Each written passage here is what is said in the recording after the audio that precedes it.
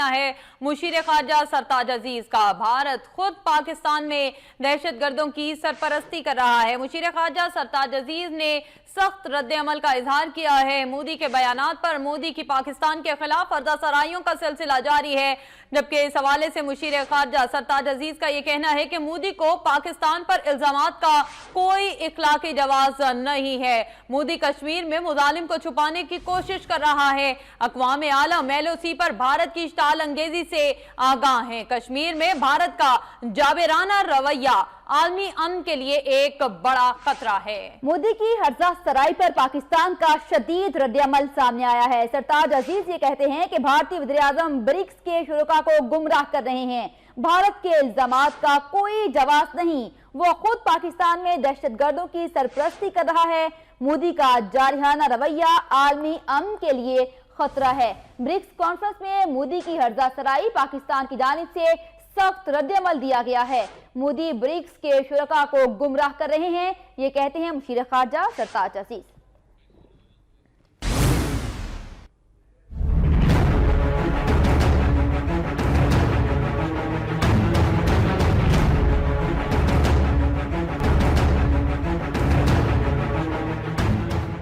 مودی کی BRICS conference میں پاکستان کے خلاف ہرزہ سرائی پر رد عمل کا اظہار کرتے ہوئے مشیر خارجہ سرتاج عزیز نے کہا ہے کہ مودی برکس کے شرکاء کو گمراہ کر رہے ہیں۔ پاکستان کی سرزمین پر بھارت کی ریاستی دہشت گردی اور دہشت گردوں کی مالی معاونت ثابت ہو چکی ہے۔ بھارت کے پاس پاکستان کے خلاف الزامات لگانے کا کوئی اخلاقی جواز نہیں۔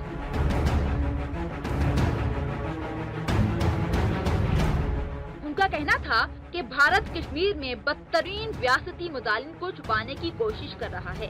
کشمیر عالمی سطح پر تسلیم شدہ متنازع علاقہ ہے، جہاں قابض بھارتی فوج کے مظالم سے سینکڑوں کشمیری شہید اور کئی زخمی ہو چکے ہیں۔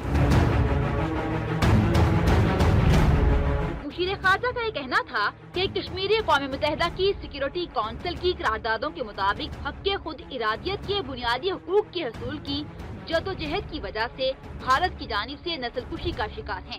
مشیر خارجہ کا یہ کہنا تھا کہ اقوام عالم بھارت کی جانب سے سرحدی کشیدگی اور line of control per cease fire معاہدے کی خلاف ورزیوں سے آگاہ ہے۔